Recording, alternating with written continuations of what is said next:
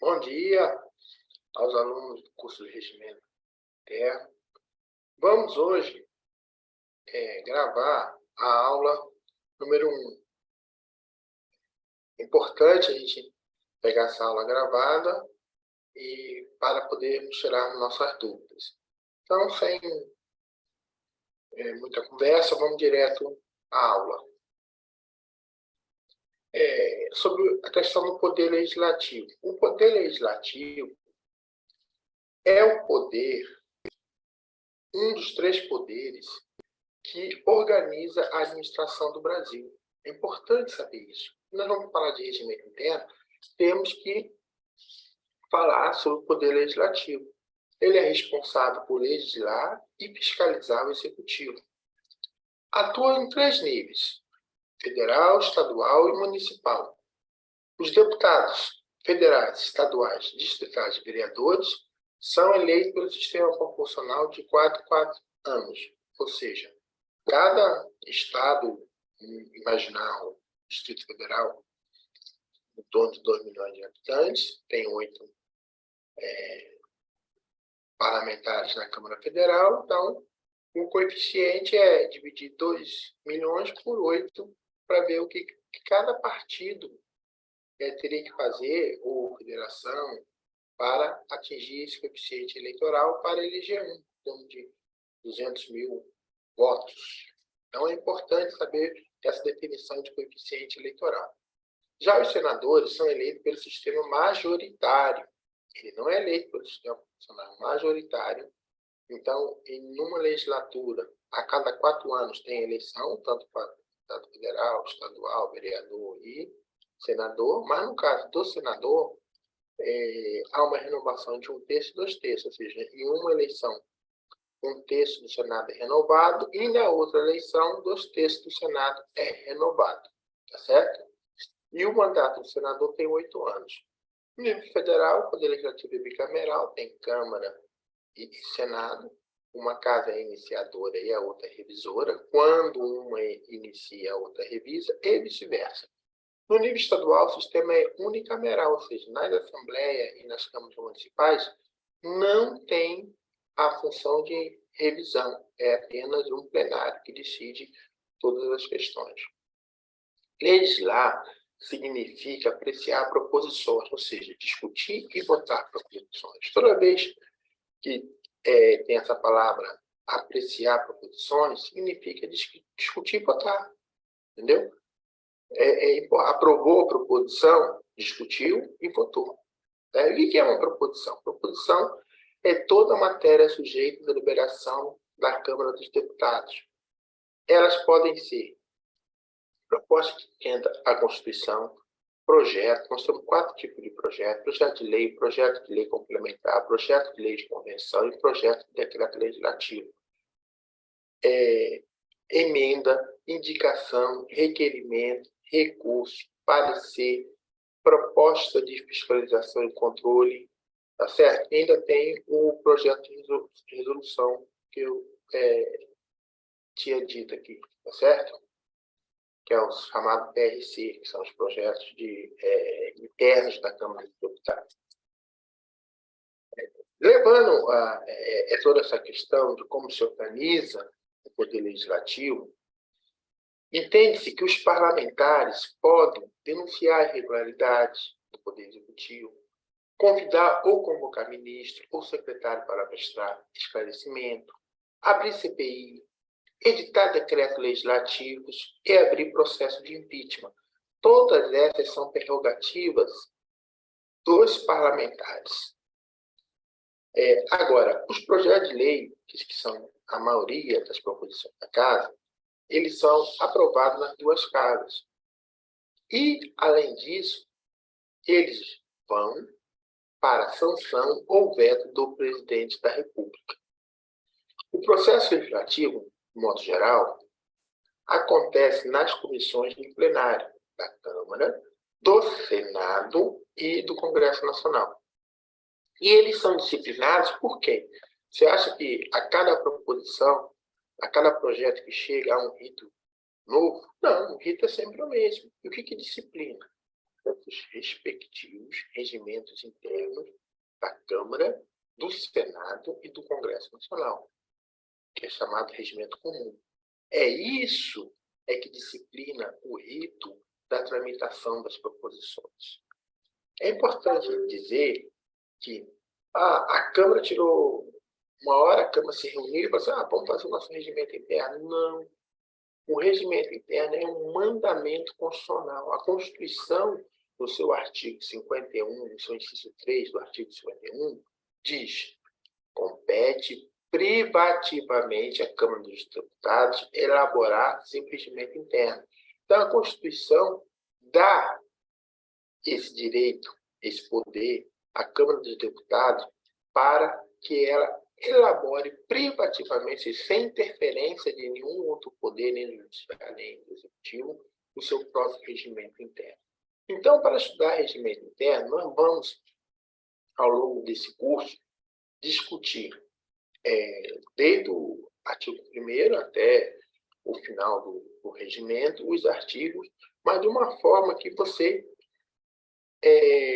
vá fazendo a interconexão entre os artigos e explicando detalhadamente, com exercícios, com aulas especiais, com aulas essas ordinárias, né, que são as normais, e o material de apoio. Nós vamos estar fazendo todo um conjunto de metodologia para que você aprenda o regimento interno de forma bastante agradável, devagar, né, sem atropelo, né, entendendo as interconexões, né, entendendo a sua relação com a Constituição Federal e com outras leis, com as interconexões entre os regimentos, e assim a gente vai avançando nesse processo. Então, vamos começar a falar sobre a sede. A sede, onde é a sede da Câmara dos Deputados? A Câmara dos Deputados, com sua sede na capital federal, funciona no Palácio do Congresso Nacional. Um palácio, é um palácio, certo? Em seu parágrafo único diz: havendo motivo relevante ou de força maior, a Câmara poderá, por deliberação da mesa, há de referente à maioria absoluta dos deputados, reunir-se em outro edifício ou ponto diverso do território nacional. Esse inciso demonstra que a Câmara não pode, de forma alguma, mudar sua sede.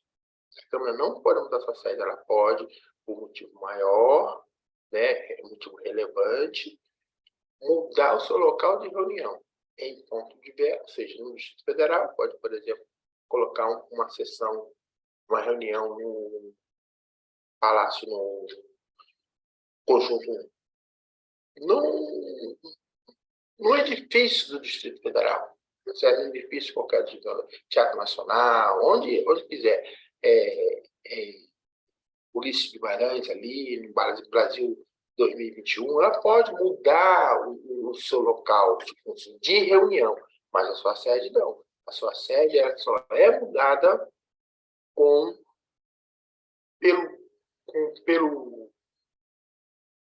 desculpa, gente, pelo Congresso Nacional por meio de decreto legislativo, certo? Então, a sede ela vai ser mudada pelo Congresso Nacional por meio do decreto legislativo aprovado nas duas casas, tá certo? Então, a Câmara poderá reunir-se tanto em outro edifício como em ponto diverso do território nacional, apenas no caso de haver motivo relevante de força maior. A mesa decide e o plenário ratifica por maioria absoluta, que são 257, a mudança do local de reunião e não a transferência de sede. O artigo 49 da Constituição é muito claro e define que é competência exclusiva do Congresso Nacional a mudança de sua sede, tá certo? E isso é feito por meio de um decreto legislativo. E aí, vimos aonde está a sede, agora vamos entrar na questão das sessões, que são sessões legislativas, qual o período de duração e como ela se organiza. Então, nós temos a sessão legislativa, que é o tempo que o Congresso e a Câmara dos Deputados funciona ao longo do ano. Elas são as sessões legislativas, chamadas SLO, são ordinárias, no período de 2 de fevereiro a 17 de julho e de 1º de agosto a 22 de dezembro. Extraordinária quando com este caráter for convocado o Congresso Nacional. O Congresso Nacional foi convocado, ela é uma sessão extraordinária. As reuniões marcadas para as datas que se refere ao inciso 1 serão transferidas para o primeiro dia útil subsequente. Como imaginar que o dia 2 de fevereiro caia no sábado. Dia 2 de fevereiro é no sábado, dia 3 é domingo, a SLO vai começar no dia 4 de fevereiro. Certo? Vamos supor se é no domingo, dia 2. Então, vai começar dia 3, segunda-feira, a sessão ordinária. Tá certo? A primeira e a terceira sessão legislativa ordinária, de uma legislatura que é um período de 4 anos, como todos vocês já sabem, a primeira e a terceira sessão legislativa ordinária de cada legislatura serão precedidas de sessão preparatória. O que são sessões preparatórias? Sessões preparatórias são aquelas que acontecem no dia 1º de fevereiro, no primeiro ano de cada legislatura, para posse. Essa é uma das questões da sessão preparatória para posse e, logo em seguida, eleição da mesa. E no terceiro ano da legislatura para eleição da mesa. A sessão legislativa ordinária não será interrompida, isso aí é uma coisa interessante. Se não for votada a LDO até dia 17 de julho, não poderá o Congresso Nacional ser interrompido, ou seja, não haverá um recesso. Então, a LDO, que é a Lei de Diretriz Orçamentária, tem que ser aprovada. Aprovada o quê? Discutida e votada até 17 de julho. Tá? Quando convocado extraordinariamente o Congresso Nacional, a Câmara dos Deputados convocou o Congresso. Ela vai só deliberar sobre a matéria da pauta de convocação. Acontece, e isso é uma vírgula, e eu quero deixar isso bem claro, que a Constituição Federal diz que, além da pauta, as medidas provisórias que tiverem em vigência no dia da convocação, elas também entrarão na pauta. Ou seja, o Congresso tem a convocação extraordinária, tem uma pauta de convocação, mas as medidas provisórias também farão parte dessa pauta. Agora, para a questão do regimento interno, se for perguntado, tem que dizer o que diz o regimento interno. O que diz o regimento interno? Que só para a parte da pauta as matérias da convocação. Ponto. Essa que é a questão a ser discutida à luz do regimento interno. Tá certo? Já falei de legislatura, que é o período de 4 anos, que estamos aqui no caso dessa 7ª legislatura. Tá certo? É importante que a primeira e a terceira sessões legislativas serão precedidas de sessões preparatórias para a posse e para a eleição da mesa, na primeira e terceira sessão legislativa e a posse na primeira sessão. Ou seja, é importante dizer o seguinte, em regra, as sessões preparatórias não integram a sessão legislativa ordinária, porque ela precede, nem é extraordinária, porque ela precede. Isto é, constitucionalmente deve ocorrer a partir de 1º de fevereiro, no primeiro ano da legislatura.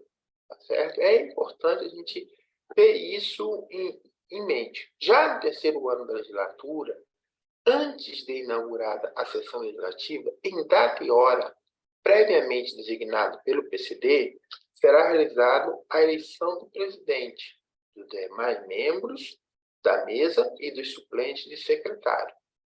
A data 2 de fevereiro é prevista para que o Congresso Nacional inaugure a SLO. A partir do início dessa, não mais, quando inaugurou a sessão, não mais pode ter as sessões preparatórias. Certo? Então, como é que vai se dar a posse? O candidato diplomado, porque é um candidato diplomado, ele não é deputado, deverá apresentar à mesa, pessoalmente ou por intermédio do seu partido, até 31 de janeiro do ano da instalação de cada legislatura, porque o diploma expedido pela Justiça Eleitoral, juntamente com a comunicação do seu nome parlamentar, legenda partidária e unidade da federação, de que proceda a sua representação. Tá? Aí que vem o seguinte, é importante saber ler o regimento, e eu vou dar um exemplo aqui com esse dispositivo. O nome parlamentar compor-se-á, salvo quando, a juízo do presidente, devam ser evitadas confusões, apenas de dois elementos: um pronome e um nome, do nome ou dos pronomes. Então, se você ler assim linearmente, você vai entender que vai ter que ser dois elementos. Mas olha, veja bem como é que pode ser lido esse artigo, esse parágrafo, de outra maneira, da maneira correta. O nome parlamentar compor-se-á apenas de dois elementos: um pronome e o nome, do nome ou dos pronomes.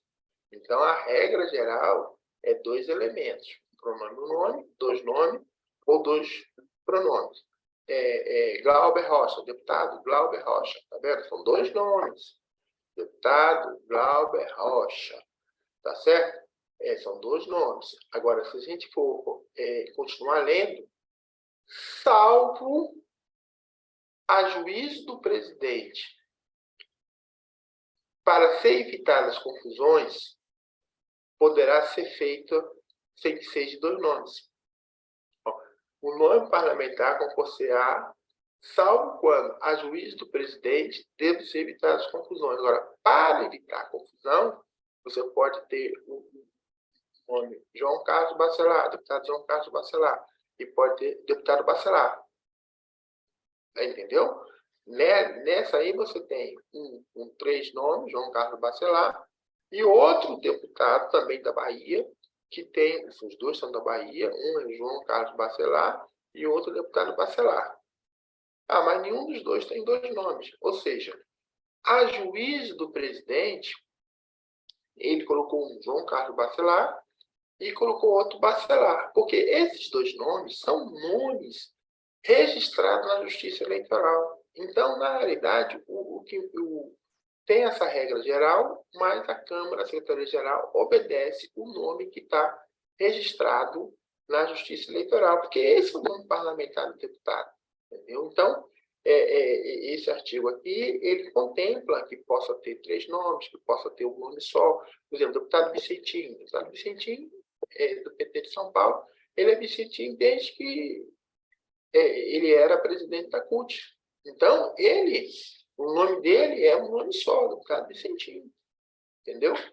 Então, é essa a discussão aqui. E esse parágrafo primeiro aqui, ele abarca todas essas questões.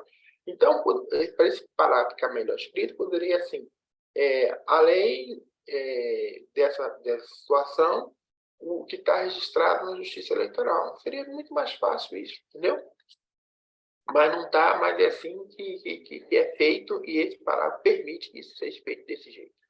Caberá à Secretaria, quem organiza isso? É a Secretaria-Geral da Mesa, tá? Que organiza a relação dos deputados diplomados. E por que se fala de deputados diplomados numa fase do regimento e no final do regimento já fala deputados? Porque aqui eles não estão na sessão preparatória. Aqui eles não foram empossados, eles são candidatos, são deputados diplomados. Entendeu? O candidato, deputado diplomado.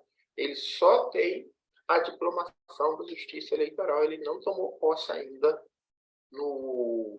na Câmara dos Deputados. 3. A relação, e isso é importante, aí vai fazer a primeira sessão preparatória, vai ter todo aquele rito, é um rito que não pode mudar. Então, você tem um rito de chamada. Como é que você vai chamar os deputados para a sessão preparatória?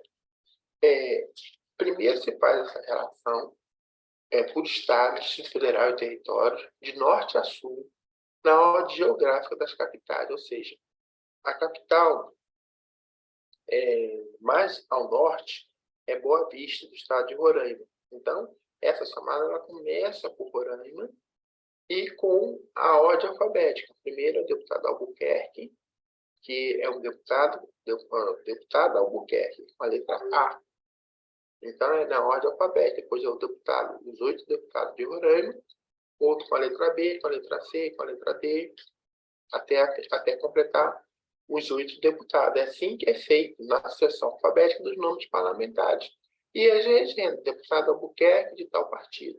É assim que funciona, né? É importante verificar ainda que outras questões, que é o artigo 229, você estava aqui no início do regimento, vamos até o artigo 229, diz que o deputado apresentará à mesa, para efeito de posse antes do término do mandato, declaração de bens. Você tem que, para posse, tem que apresentar declaração de bens de suas fontes de renda, que importa infração ao Código de Ética e Decoro Parlamentar.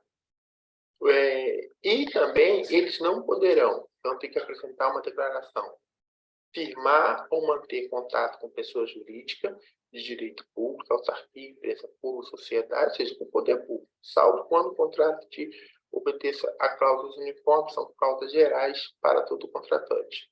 Aceitar ou exercer cargo, função, emprego remunerado. Você não pode estar com cargo, função em empresas públicas, em nenhum local, entendeu? Então, ele tem que apresentar toda essa documentação à Câmara dos Deputados, entendeu? Imposto de renda, plano parlamentar, legenda partidária. Então, é importante que vocês percebam a quantidade de documentos que os parlamentares têm que apresentar para que possa tomar posse. Tá certo?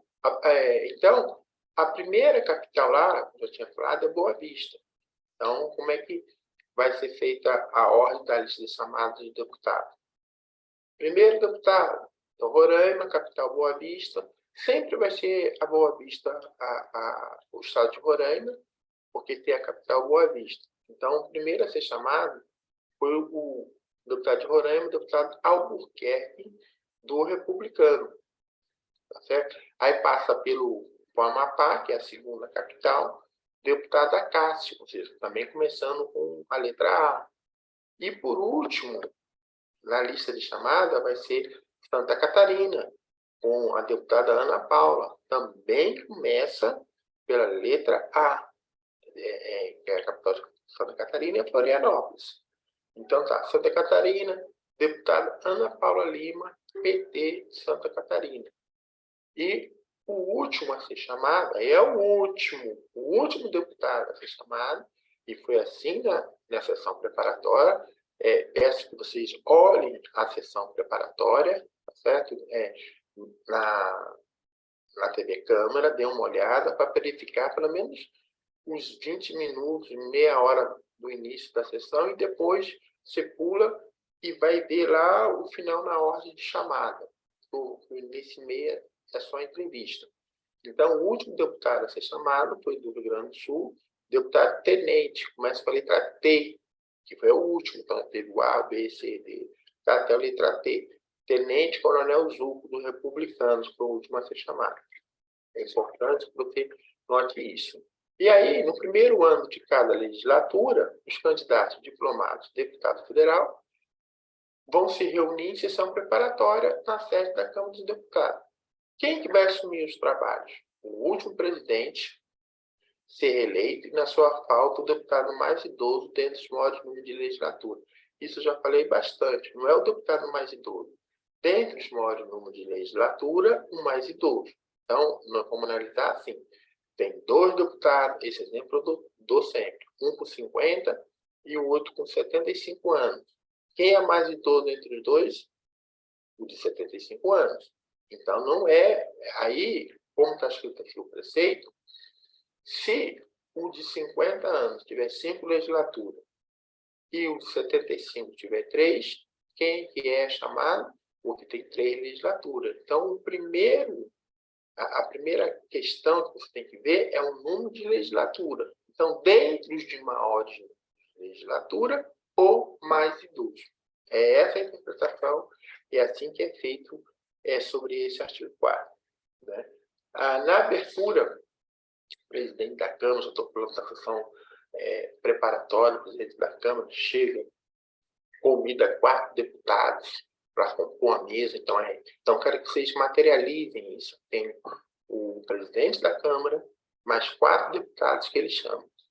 Aqui, no regimento, só diz isso. Então, tudo que for uma questão de prova, que venha falar sobre essa questão, você tem que estar claro. Convidará 4 deputados, de preferência de partidos diferentes. Ele pode chamar do mesmo partido? Pode. É preferência a partidos diferentes, mas ele pode chamar deputados do mesmo partido. Mas como foi feito nessa sessão, é por isso que eu peço que vocês vejam. Ele chamou um deputado de cada região. São 5 regiões do país. Ele é do Nordeste, um do Sul, do Centro-Oeste, um do Norte e um do Sudeste. Ele chamou 2 homens e 2 mulheres. Mas nada disso está escrito aí. É uma questão de subjetividade. Ele podia chamar 5 deputados, 4 deputadas mulheres do Nordeste? Poderia. Ou seja, ele só não pode chamar 5 deputados, que são 4. E mais, a preferência é de partidos diferentes. Ele poderia chamar 4 deputados do Nordeste do PL, podia, que é preferência, tá certo? Então, tem que ter, não é obrigatoriedade. Então, tem que entender essas questões do regimento interno. E esses deputados vão fazer a chamada dos deputados mediante aquela lista. Então, todo mito, aí o presidente chega e fala, prometo, que é a declaração, né, para tomar posse, prometo manter, defender e cumprir a Constituição, observar as leis, promover o bem geral do povo brasileiro e sustentar a união, a integridade e a independência do Brasil. Então, quando ele fala esse ditame, o deputado lá do microfone diz, assim eu prometo. É só isso a posse do deputado. Nada diferente disso. O conteúdo do compromisso e o ritual de sua prestação não poderão ser modificados de forma nenhuma. O deputado não poderá tomar posse no ato da declaração, por declaração oral, não pode, ou escrita, muito menos ser empossado através do procurador. Ele simplesmente fala assim, eu prometo. Então, fica os deputados lá em cima da mesa, chamando os parlamentares, né, cada um na sua ordem alfabética por região. Ficam 2 servidores anotando no papel, escutando o deputado falando assim eu prometo. Quando eles não escutam o deputado assim eu prometo, há uma segunda chamada desse deputado, há uma terceira chamada, até ele falar assim eu prometo, e os servidores marcaram, não, ele falou, ele cumpriu o rito de acordo com o regimento. Agora, o deputado também pode prestar essa posse, né, junto à mesa, na sessão, entendeu? Pode fazer isso, exceto durante o período de recesso do Congresso Nacional, que fará durante o presidente. Então, o deputado ele tem 2 momentos para tomar posse, além do dia de sessão preparatória. Junto numa sessão, aí no dia 3 tem uma sessão. Mas se ele, aí o deputado diz, eu quero tomar posse, quando tomei posse no dia 1º. Ele vai tomar posse junto à mesa. A mesa abre um momento lá e dá posse ao deputado. Tá certo? E isso ocorre demais, tá? Porque há questões que às vezes impedem ele tomar posse no dia 1º de fevereiro. E se tiver um recesso do Congresso Nacional, ele vai lá na sala do presidente, presidente, vem aqui tomar posse. Aí toma posse, a secretária-geral faz um tempo circunstanciado e assim ele está empossado. Agora, salvo motivo de força maior, é importante esse dispositivo. Só motivo de força maior ou enfermidade devidamente comprovada, a posse dar-se-á no prazo de 30 dias, prorrogado por igual período a requerimento do interessado. Então, a posse, e aí, novamente, eu peço para que saiba ler o dispositivo. A posse, independente de qualquer coisa, tem 30 dias para o deputado tomar. Agora, se tiver um motivo de força maior ou enfermidade devidamente comprovada, a requerimento do interessado, ela pode ser prorrogada por 30 dias. Então, primeiro momento, se você ele não tomou posse, você tem 30 dias para tomar. Se você é o deputado, tadinho. Se o deputado não tomar posse, ele vai ter 30 dias para tomar posse.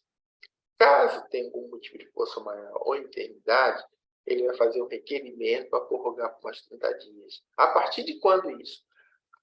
Da primeira sessão preparatória para a instalação da primeira sessão legislativa, ou seja, 1º de fevereiro, da diplomação ser eleito durante a legislatura. É comum, às vezes, o deputado ser eleito durante a legislatura. Deputado, por exemplo, um foi cassado e o outro entrou no lugar. Há uma questão da justiça eleitoral, que os deputados questionam a eleição, então fica isso em julgamentos. Quando o julgamento se dá, aí ele vai ser diplomado durante a legislatura, certo? Há uma questão também da ocorrência do pacto ensejar, por exemplo, da suplência, que o deputado está diplomado, mas é o primeiro suplente. Aí, ele sendo o primeiro suplente, o deputado saiu, ele é o primeiro suplente, o deputado saiu para ser secretário de Estado, para ser ministro, para ser embaixador. Aí o suplente vem, assume, porque todo mundo sabe que tem aqui no Distrito Federal, por exemplo, você tem 8 eleitos, e tem um suplente, primeiro suplente, segundo suplente, terceiro suplente de cada partido, de cada federação. Então, o deputado está lá ansioso, né, se tem alguma chance de eles, como primeiro suplente, ou até mesmo segundo suplente, poder assumir. Aí, quando ele vai assumir, tem 30 dias, né, da ocorrência do fato de ensejar por convocação do presidente. Ele vai ter 30 dias para assumir. Mas o que a gente percebe é que ele faz isso no primeiro dia, não espera 30 dias. O deputado, para tomar posse, para ter prerrogativas, para ter direitos, para poder exercer a sua função de legislar e fiscalizar, ele não espera 30 dias. Esse é o projeto da vida dele. Certo? Ele pode esperar 30 dias se estiver no hospital, na UTI, entendeu? Numa situação muito difícil. Aí ele vai tirando disso, no outro dia foi convocado, quiçá, ele já está, se for de outro estado, ele já está em Brasília só esperando a convocação. Já, quando convoca, ele já chega e já toma posse logo, tá certo? Então, isso é fundamental no processo, certo? Então, a gente vai andando, vai verificando no regimento, inclusive, que o deputado pode tomar posse por videoconferência, mediante requerimento da parte interessada. Então, se ele está com o que é tomar posse por videoconferência? Mentaliza aí na cabeça de vocês. O deputado os 15, 10 estão lá no plenário para tomar posse. São 503. E 3 deputados estão doentes. Então, eles fazem um requerimento, dizendo: olha, deputado, eu estou doente, eu não posso estar aí na sessão. Aí, ele vai estar ligado no Zoom, que é oficialmente o que a gente usa na Câmara. Aí, quando chamar o nome dele, como ocorreu agora, do Glauber Rocha, aí o Glauber Rocha vai falar: assim eu prometo, mas via Zoom. Isso já é possível.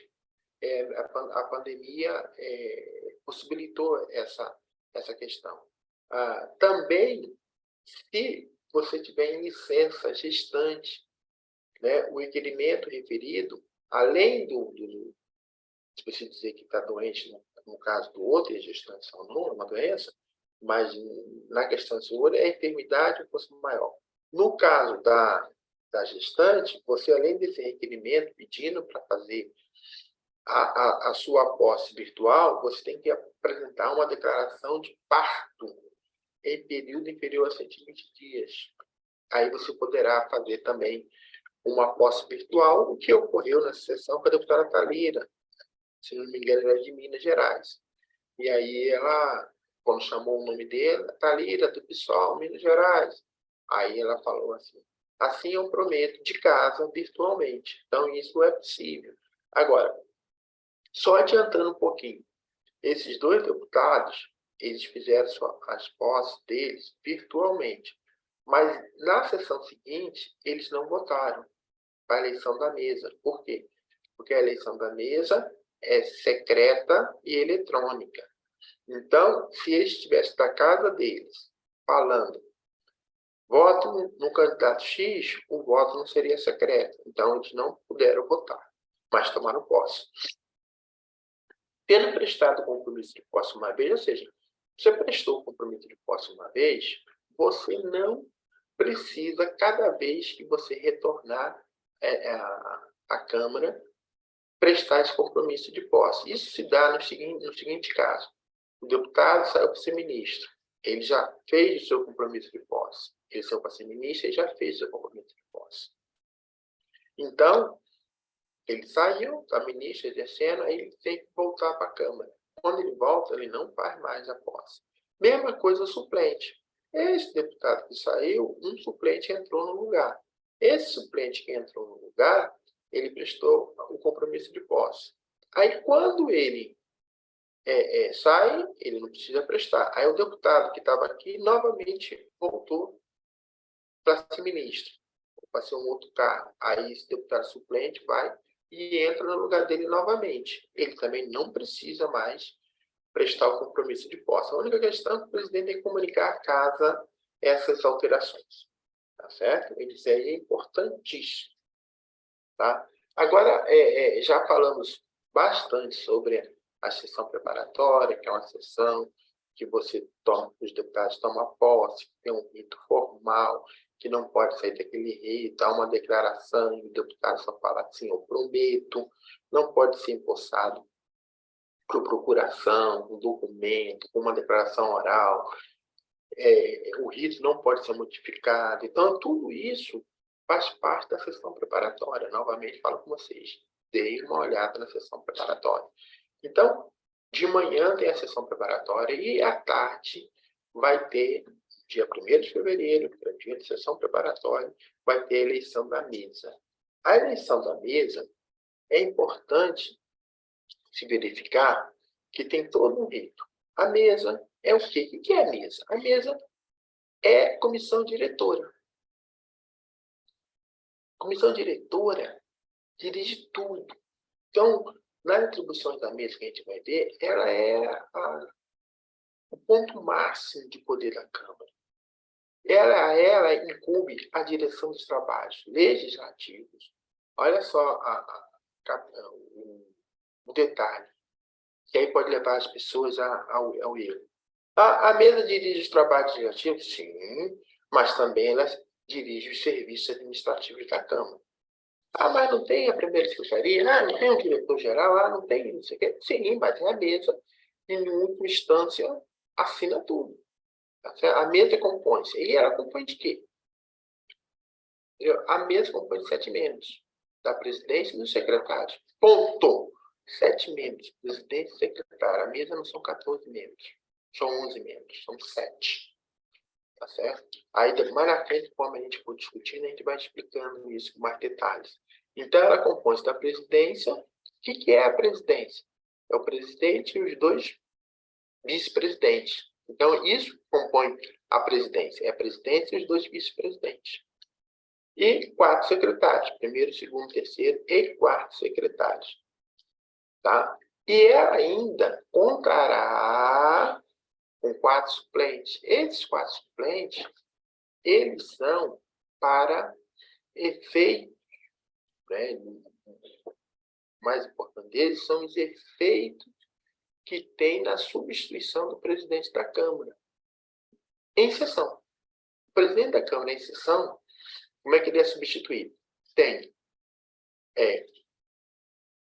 presidente, é substituído pelo 1º vice, 2º vice. Não estando presente, é substituído pelo 1º secretário, 2º secretário, 3º secretário, 4º secretário. Não estando presente, ele é substituído pelo 1º suplente, 2º suplente, 3º suplente, 4º suplente. Não tendo nenhum desses, é o deputado mais idoso dentro do maior número de legislatura. Isso é importante saber isso. Então, a eleição da mesa, na primeira primeiro ano de cada legislatura, né, a segunda sessão preparatória, e sempre que possível, essa mesa será dirigida pela mesa da sessão anterior. Realizar-se-á eleição do presidente, dos demais membros da mesa e do suplente secretário para mandato de 2 anos, vedada a recondução para o mesmo cargo na eleição imediatamente subsequente. O que isso quer dizer? O Lira estava eleito na legislatura, na 56ª sessão legislativa. Ele foi eleito no segundo ano, no segundo biênio. Então, ele foi reeleito deputado. E ele é candidato de uma legislatura para outra. Pode? Pode. E não pode é na mesma legislatura a recondução. Então, não será considerada recondução se for em legislaturas diferentes, ainda que sucessivas. Então, se quiser, em 56ª e em 57ª, mas são legislaturas diferentes. A eleição ela é feita num ato só. Isso que é importante a gente ter em mente. Ah, mas um ato só, como é que isso se dá? Tem 14 cédulas, 14 urnas eletrônicas, e o deputado vota nos 11 cargos. Por isso que é feito num ato só. A eleição ao presidente também é feita num ato só. É isso que quer dizer, você chega lá e vota nos 6. Não é nada demais, é um ato só.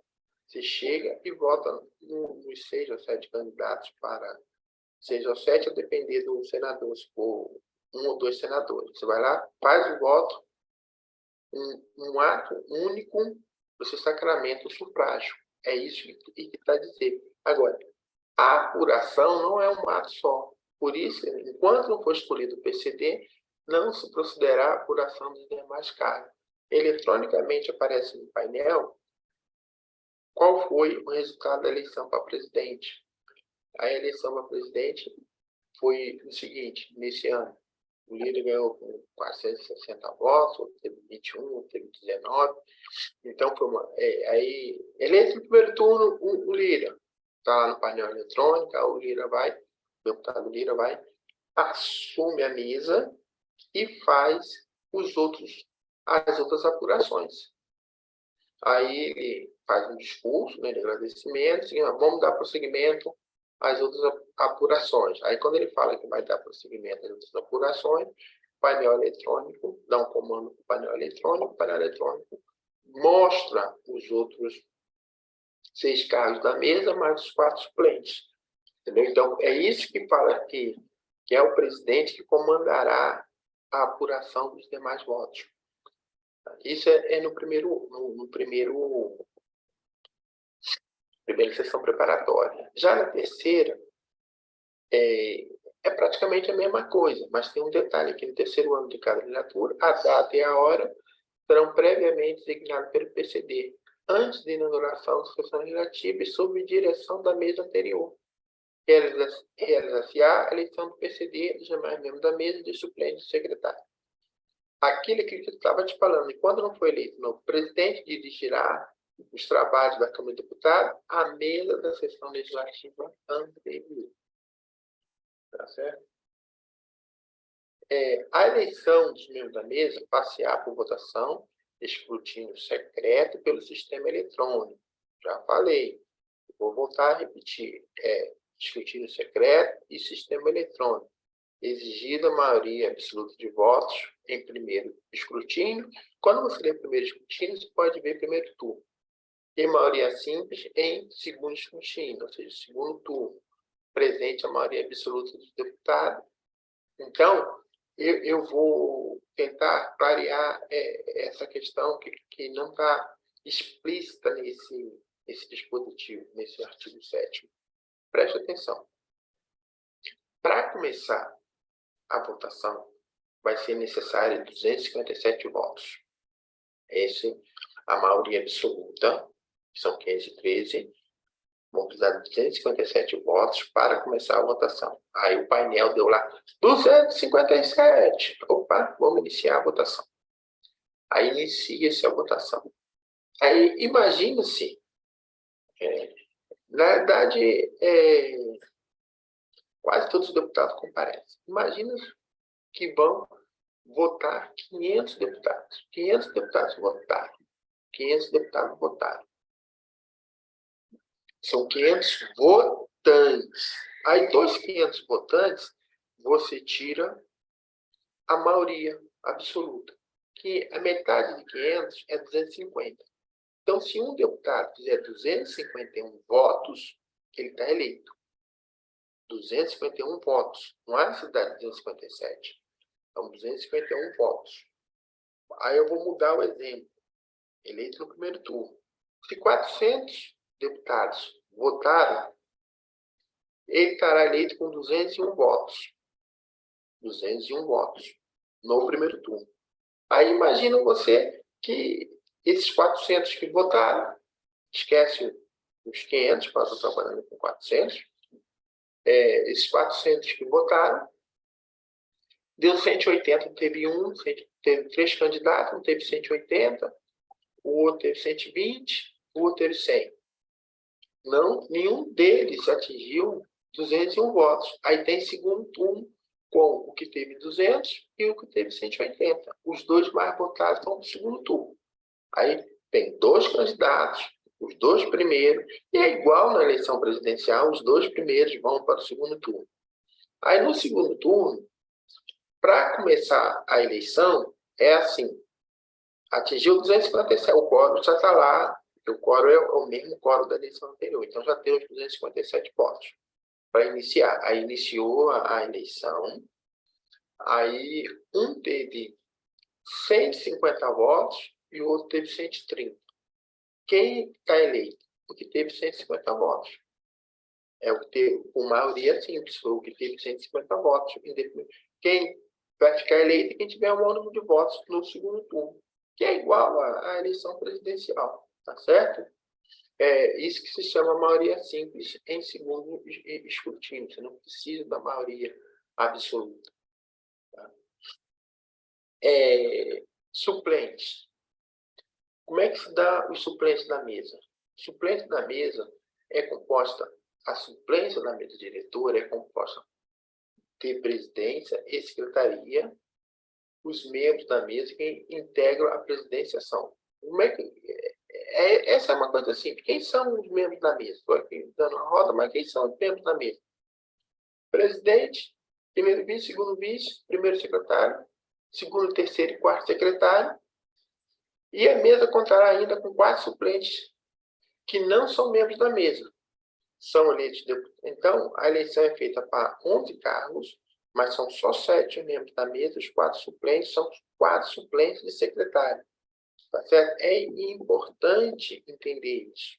Primeiro, segundo, terceiro, 4 suplentes de secretário. É importante entender isso. Indo mais um pouco, a gente vê o seguinte. Quem substitui, e aí isso é importante, porque nós temos uma mesa e vamos ter quem substitua a mesa, no caso do impedimento do presidente. Aos vice-presidentes, segundo sua numeração original, incumbe substituir o presidente de sua ausência ou impedimento.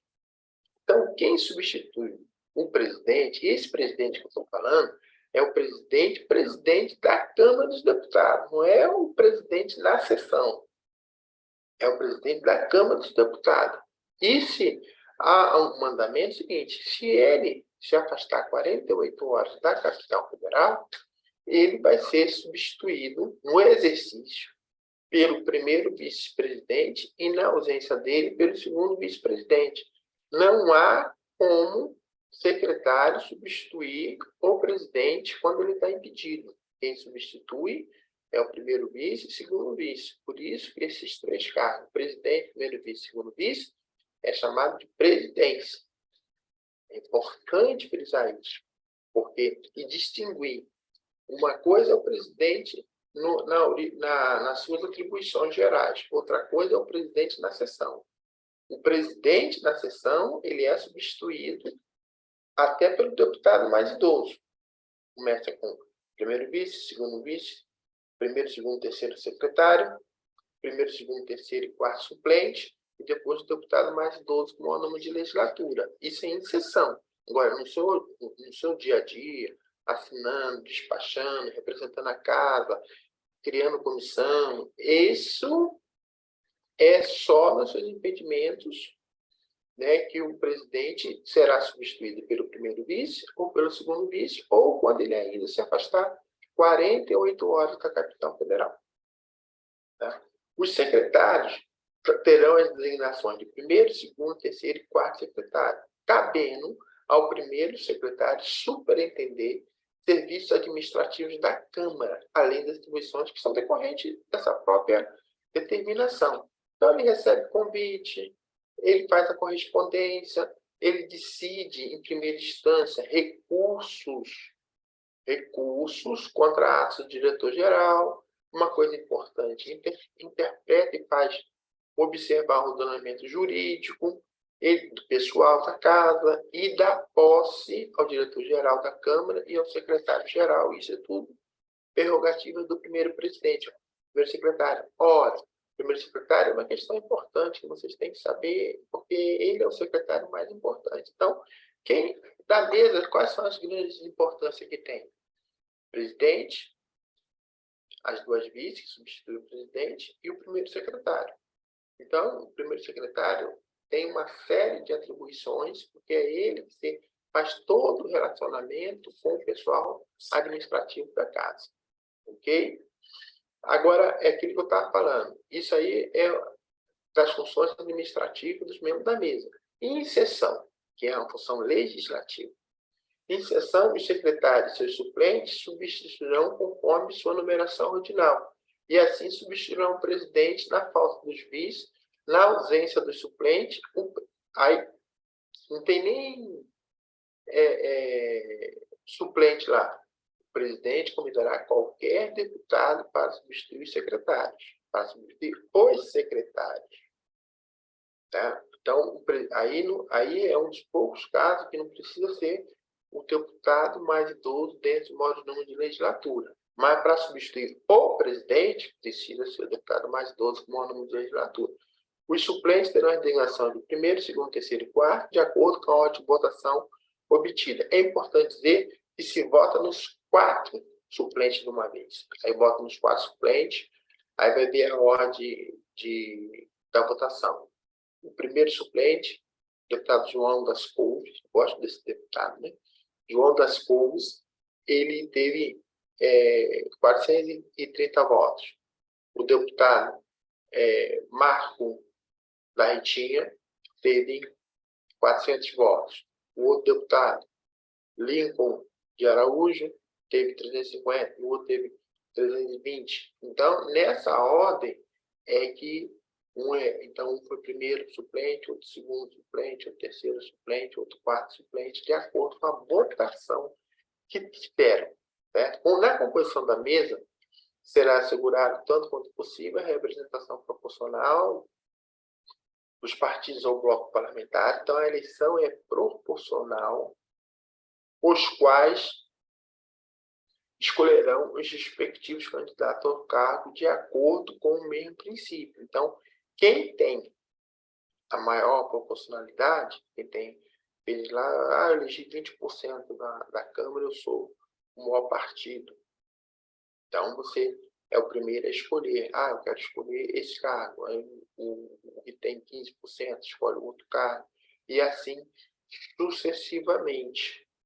E é importante também dizer o seguinte, você pode ter as candidaturas, tanto as oficiais do partido como as avulsas. E aí, mais na frente, a gente vai discutir o que é uma candidatura do partido oficial e o que é uma candidatura do partido avulsa. A escolha será feita, e aí é importante, na forma prevista no estatuto de cada partido. Então, cada partido, eu quero escolher, eu tenho direito a um cargo na mesa, esse cargo aqui é a primeira secretaria. Então, o partido vai escolher quem vai ser o candidato. Aí, quais são os critérios? No estatuto do partido. O partido está lá, tem um estatuto. Vamos dizer PR. Partido PRB, Partido Republicano. tem um estatuto. Então, o estatuto pode prever como é que se elege o candidato a ser membro da mesa. Mas o estatuto não prevê, a própria bancada pode estabelecer o critério. A própria bancada. Não, o critério aqui é votação. Okay? São 2 candidatos que nós temos do partido, vamos votar. Quem tiver maior número de votos é o candidato. Ou, ainda, se não for o partido com bloco, quando você cria o bloco, você cria um ato de criação e ali vai estar dito quais são os critérios para eleger o membro da mesa daquele bloco. Então, foram essas três condições. Né? Com o tempo, o advento da federação, talvez esse artigo tenha aí a questão da federação também, mas não tem federação. Ou seja, nesse atual regimento interno, não tem nenhum dispositivo que trate a federação. Certo? Então, é importante saber, hoje nós temos 2 federações, temos 3 federações, então a federação Esperança, que é PT, PCdoB e PV, nós temos a federação PSDB e Cidadania, e nós temos a federação PSOL Rede. Então, com o tempo, vão ter outras federações, aí o regimento vai ter dispositivos que vão tratar da federação. Mas hoje, se aparecer alguma coisa de federação, não está no regimento. Mas ela funciona como se fosse um partido. Tá? Vamos lá. Em caso de omissão ou representação, vamos supor que foi lá, a bancada está na maior confusão e não tirou quem é o candidato. O líder vai lá e indica, né? Em caso de omissão, se a avisado não fizer a indicação, caberá ao líder fazer. Olha o poder do líder. O líder tem um poder muito grande. Tá? O líder tem um poder gigantesco. Nós vamos discutir aqui a questão da liderança, vai ver a quantidade de poder que o líder tem. O resultado da eleição escolha constará de ata ou documento hábil a ser enviado de imediato ao PCD para publicação. Vai ter que enviar o presidente para a publicação. Independente, aí que vem o detalhe da candidatura avulsa. Independente do disposto nos incisos anteriores, qualquer deputado poderá concorrer ao cargo da mesa que couber a sua apresentação mediante comunicação por escrito ao presidente da Câmara, sendo-lhe assegurado o mesmo tratamento do candidato oficial. Ponto. O que é isso? Um republicano fez a sua reunião e discutiu, nós temos a primeira secretaria. Aí, opa, então vamos indicar o primeiro secretário. Aí tem 2 deputados ou 3 dentro da própria bancada disputando essa indicação. 3. Aí, o nosso método de escolha vai ser a eleição. Aí a bancada de 40 deputados do republicano, 40 e poucos, em torno disso, faz a votação. Um teve 25, outro teve 15, outro teve 5. Bom, ganhou quem? O deputado que teve 25, que é o Márcio das Couves. O deputado Márcio das Couves ganhou a indicação. Aí o líder vai lá e subscreve. Esse é o candidato republicano para compor a mesa. Ótimo e tal. Mas o Marco da Ritinha teve 5 votos. Aí eu falei assim, não, mas eu vou me inscrever lá, porque eu também sou do partido, sou um candidato avulso. Aquele cargo de primeiro secretário, ele pode concorrer como deputado avulso. Aí, Marco das Couves e o da Ritinha vão lá, um escrito pelo líder e o outro escrito.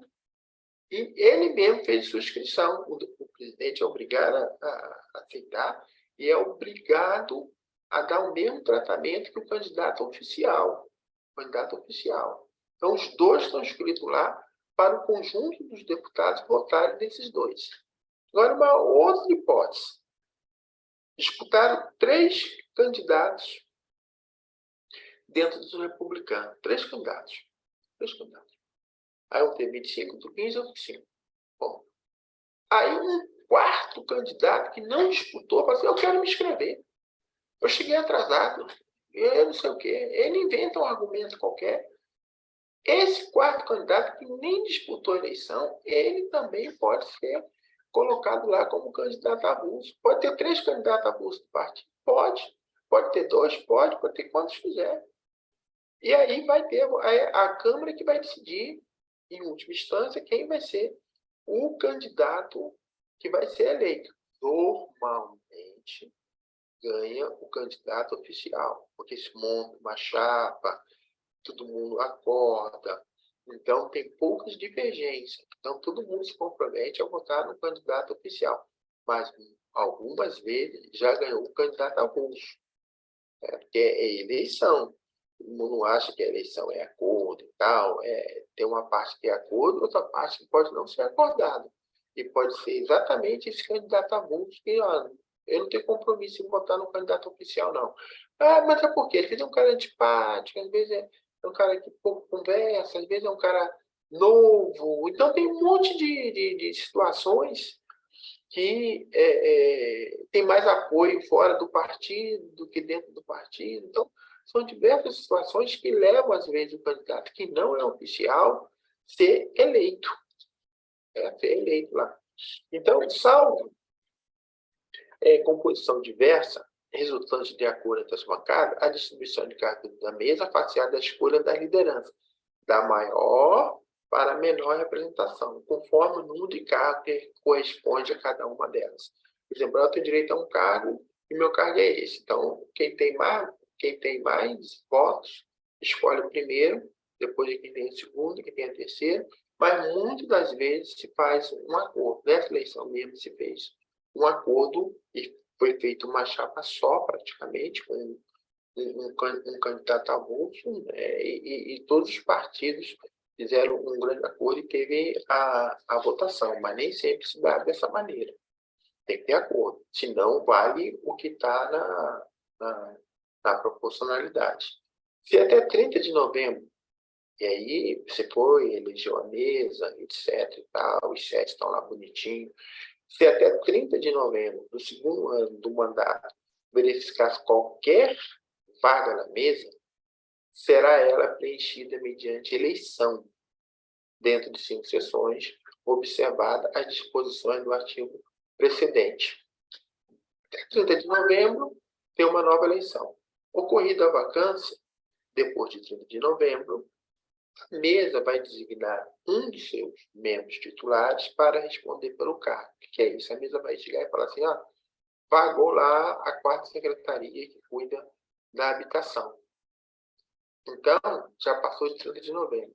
Aí passa o primeiro secretário, assume as funções da quarta secretaria, aí a mesa se reúne e tal, e diz que o primeiro secretário que vai assumir as funções do quarto secretário, vai acumular.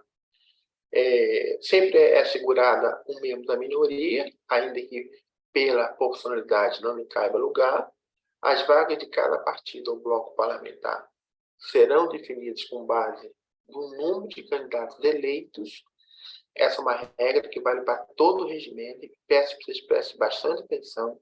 É o número de candidatos eleitos na Justiça Eleitoral. Se houver mudança de filiação partidária durante a legislatura, isso não vai valer para o cálculo do coeficiente, tá certo? O número de vagas. Então, é definido no início da legislatura. Se na mesa, por exemplo, se você tem um candidato de um partido, foi eleito por um partido, se ele sair do partido, ele perde o lugar na mesa e outro membro daquele partido é designado para ser eleito novamente. Então, é assim que funciona. Tá? Em caso de mudança de legenda partidária, que eu estava te falando, o membro da mesa perderá automaticamente o cargo que ocupa. A representação, então, o membro da mesa vai perder o cargo se ele mudar de partido. Então, essas vagas são a vaga na mesa, vaga em comissão, proporcionalidade, é tudo definido pela bancada da eleição que a Justiça Eleitoral manda para a Câmara. É simples assim. Tá?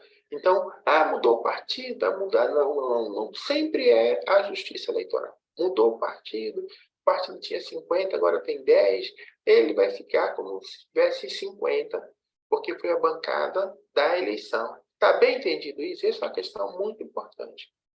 A representação numérica da bancada em cada comissão Mesma coisa, será estabelecido com a divisão do número de membros do partido ou bloco, aferido de acordo com o quociente resultante da divisão do número de membros da casa pelo número de membros da comissão.